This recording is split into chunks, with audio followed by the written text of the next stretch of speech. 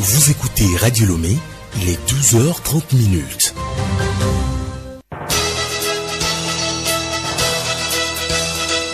Le journal Bénédicte Kanda. Madame, Monsieur, bonjour et bienvenue dans cette édition dont voici le sommaire. La branche togolaise du réseau ouest-africain pour l'édification de la paix WANEP Togo vient en appui à la stratégie du gouvernement de lutte contre l'extrémisme violent. 2 projets pour sensibiliser les jeunes ont été lancés ce matin à Lomé. L'association togolaise des consommateurs, quant à elle, part en guerre contre le trafic des faux médicaments au Togo. La cérémonie de lancement de ce projet a eu lieu ce matin à Lomé. Covid-19, attention, il est possible de retomber malade après une première infection. Un cas de réinfection au Covid-19 et cette fois-ci plus grave fait objet d'une étude. Les détails dans cette édition. Et puis sport football, plusieurs sélections africaines ont entamé une série de matchs amicaux qui s'inscrivent dans le cadre de la préparation des prochaines échéances éliminatoires de la Coupe d'Afrique des Nations 2022. Le Togo, qui affrontait le Soudan, n'a pas réussi son pari hier.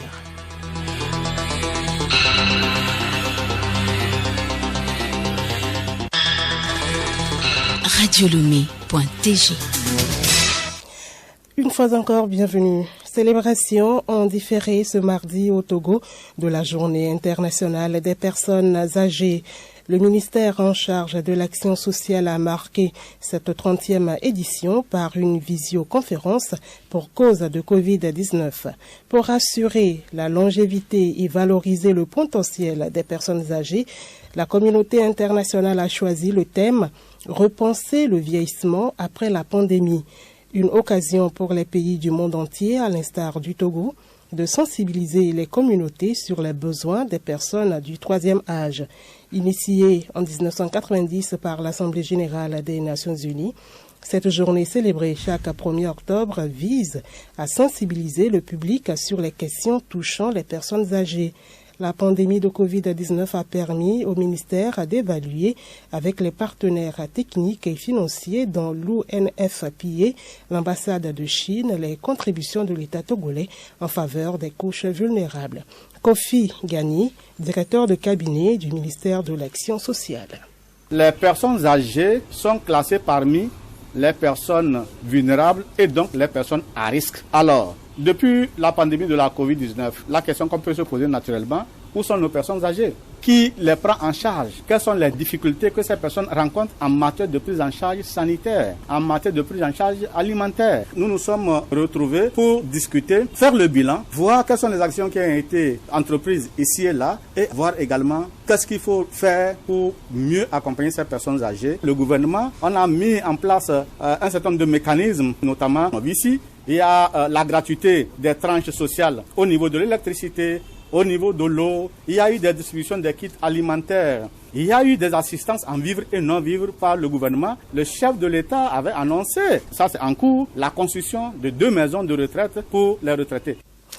La suite de cette édition, la branche togolaise du réseau ouest-africain pour l'édification de la paix WANEP Togo a procédé ce matin à Lomé au lancement de 2 projets afin de contribuer à la stratégie du gouvernement qui est la prévention et la lutte contre l'extrémisme violent.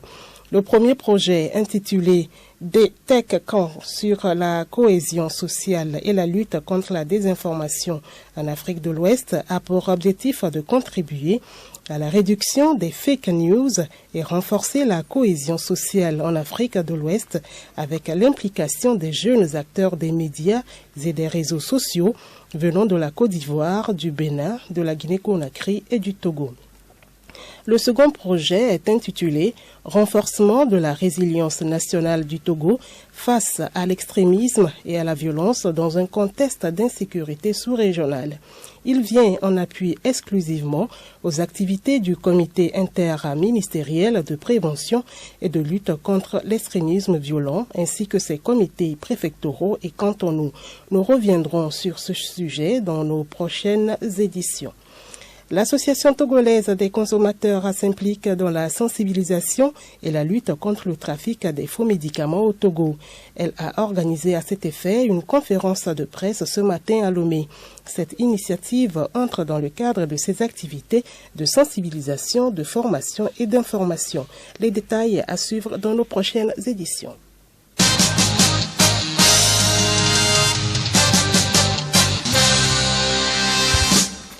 Cette série de communiqués de la HAC pour poursuivre d'abord celui à l'intention des correspondants permanents au Togo des organes de presse étrangers. Conformément aux dispositions de l'alinéa 2 de l'article 43 de la loi organique numéro 2018-029 du 15 décembre 2018, portant modification de la loi organique numéro 2004-021 du 15 décembre 2004, la Haute Autorité de l'audiovisuel et de la communication délivre les accréditations aux correspondants et envoyés spéciaux des organes de presse étrangers qui veulent exercer au Togo.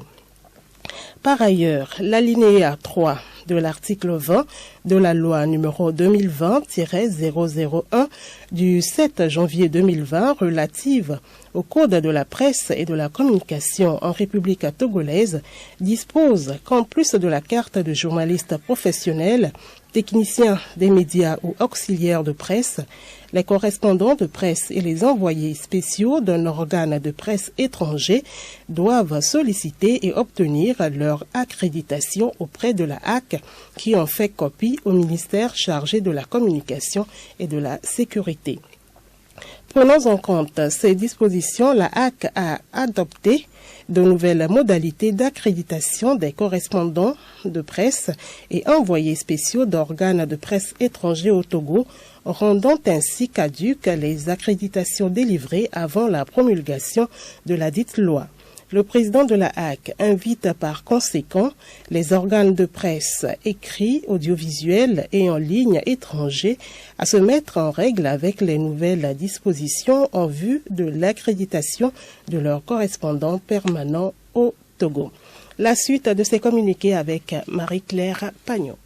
Communiqué de la HAC à l'intention des directeurs de sociétés de presse en ligne en mode écrit et audiovisuel. La loi numéro 2020-001 du 7 janvier 2020 relative au Code de la presse et de la communication en République togolaise, outre les dispositions générales sur le statut des professionnels de la communication et les entreprises de presse, a consacré les articles 130 à 140 sur les modalités de création, d'installation et d'exploitation des sociétés de presse en ligne en mode écrit et audiovisuel. À cet effet, la Haute Autorité de l'audiovisuel et de la communication, par communiqué numéro 19/HAC/20 en date du 7 août 2020, a invité les promoteurs des organes de presse en ligne à se conformer à la nouvelle réglementation par déclaration ou demande d'autorisation auprès de ces services.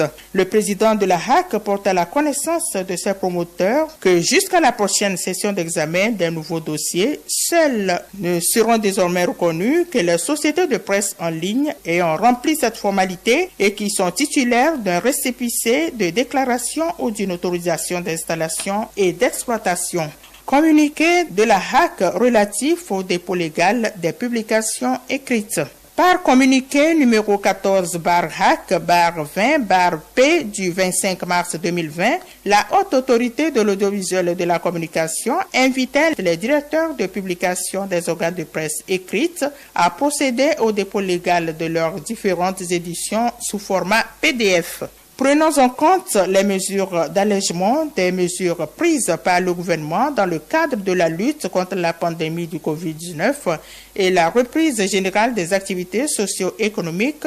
Il sera mis fin à ce mode de dépôt légal le 17 octobre 2020. En conséquence, à partir du lundi 19 octobre 2020, le dépôt légal des publications écrites se fera sur support papier avant diffusion ou livraison conformément aux dispositions de l'article 82 de la loi numéro 2020-002 du 7 janvier 2020 relative au Code de la presse et de la communication en République togolaise, à savoir 2 2 exemplaires au ministère chargé de l'administration territoriale, 4 exemplaires au ministère chargé de la communication, 5 exemplaires auprès de la Haute Autorité de l'Audiovisuel et de la Communication, 2 exemplaires auprès de l'Observatoire togolais des médias OTM, 2 exemplaires à la Bibliothèque nationale.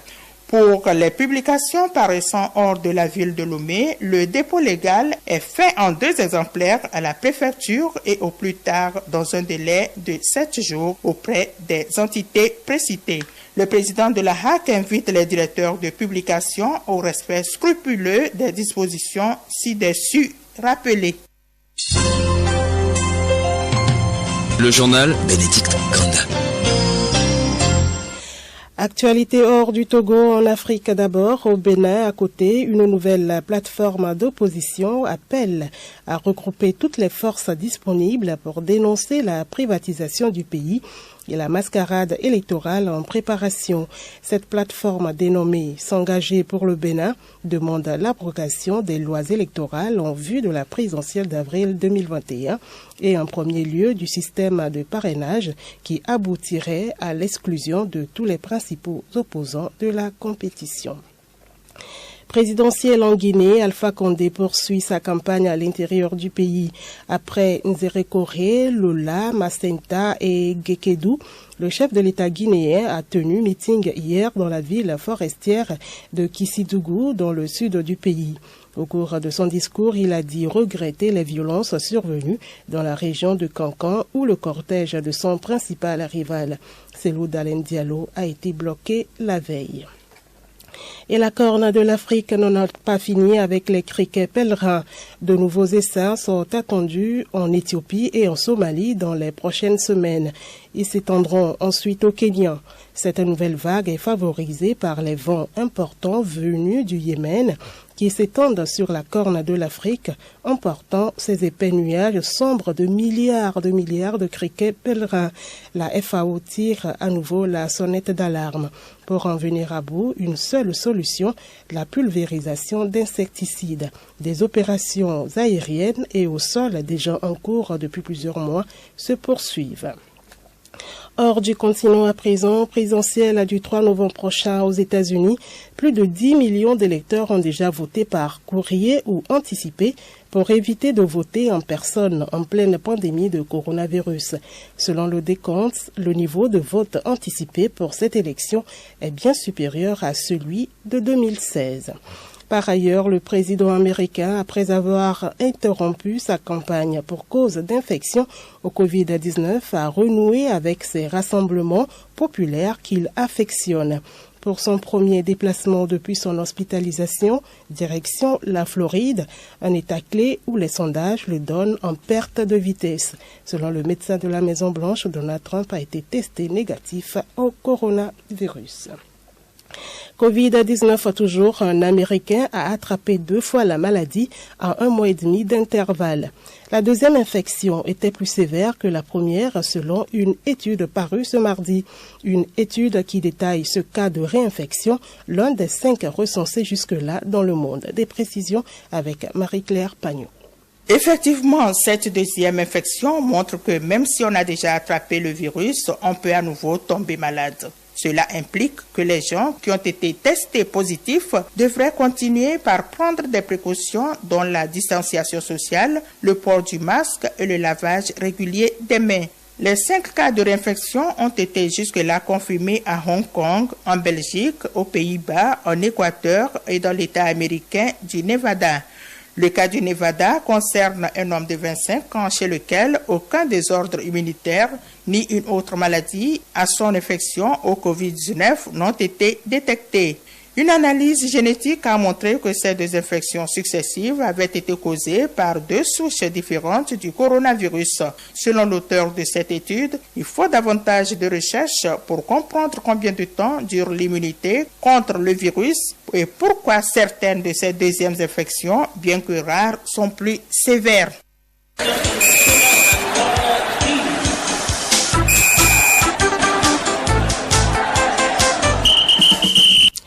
Sport pour terminer, football. Plusieurs sélections africaines ont entamé une série de matchs amicaux qui s'inscrivent dans le cadre de la préparation des prochaines échéances éliminatoires de la Coupe d'Afrique des Nations 2022. Le Togo qui affrontait le Soudan n'a pas réussi son pari ce lundi. Le point avec Henri Ochocho. Vous l'avez dit, pas de vainqueur entre le Togo et le Soudan à l'issue du match amical disputé lundi à Tunis. Les crocodiles du Nil et les éperviers se sont séparés sur un score d'un but partout. Un résultat qui inquiète plus d'un à quelques semaines de la double confrontation contre Mohamed Salah et ses coéquipiers d'Égypte, surtout lorsqu'on sait que depuis l'arrivée de Claude Leroy, ces poulains ne font qu'aligner défaites et matchs nuls. Les victoires sont comptées au bout du doigt. Toujours ce lundi, le Ghana a sévèrement battu le Qatar par 5 buts à 1. Le Burkina Faso, après sa brillante victoire contre la RD Congo, 3-0, a enchaîné en disposant de Madagascar 2 buts à 1. Pour mémoire, plusieurs sélections africaines ont eu une série de matchs amicaux qui s'inscrivent dans le cadre de la préparation des prochaines échéances éliminatoires de la Coupe d'Afrique des Nations 2022. Les autres résultats se présentent comme suit. Samedi, au Portugal, le Sili national de la Guinée a brillamment disposé des requins bleus du Cap-Vert 2 buts à 1, tandis que les MENA du Niger ont surclassé les Sao du Tchad 2 buts à 0 au stade du général Séni Kounté de Niamey. Dimanche, les Panthères du Gabon ont été surpris par les écureuils du Bénin à Lisbonne, 0 but contre 2, tandis que les Chipolopolo de la Zambie créaient la surprise en s'imposant sur le terrain des Bafana de l'Afrique du Sud par 1 but contre 2. Toujours ce dimanche, le Malawi et le Zimbabwe ont fait match nul et vierge, 0 but partout. Tanzanie 0, Burundi 1.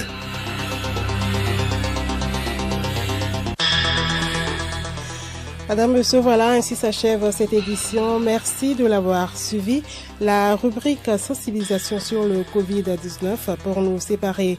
L'OMS met en garde contre la faisabilité de l'immunité collective comme moyen de lutte contre la pandémie de coronavirus. L'Organisation mondiale de la santé estime que l'on commence seulement à comprendre l'impact à long terme sur la santé des personnes atteintes de Covid-19. Juliette Camdet nous en dit plus dans cette rubrique.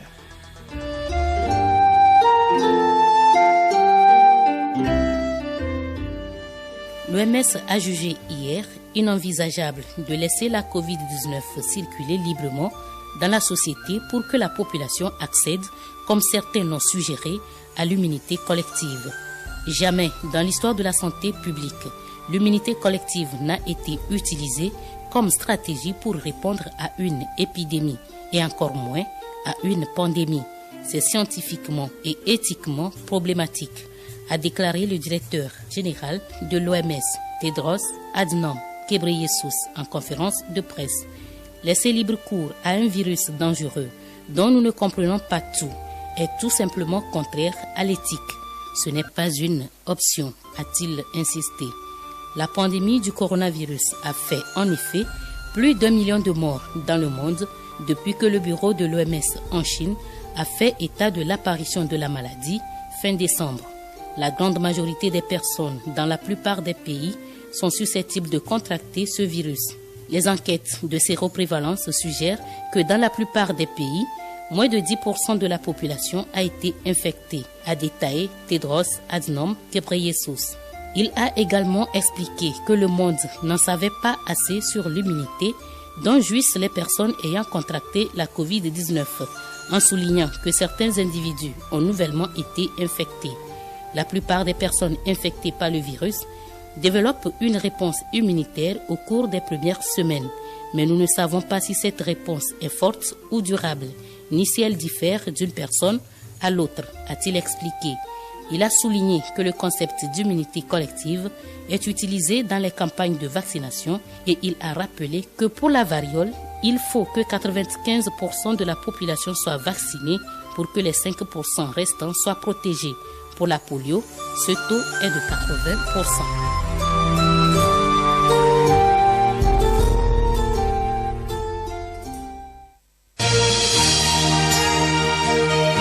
Radio Lomé, boîte postale 434, email radiolomé@radiolomé.tg. radiolomé.tg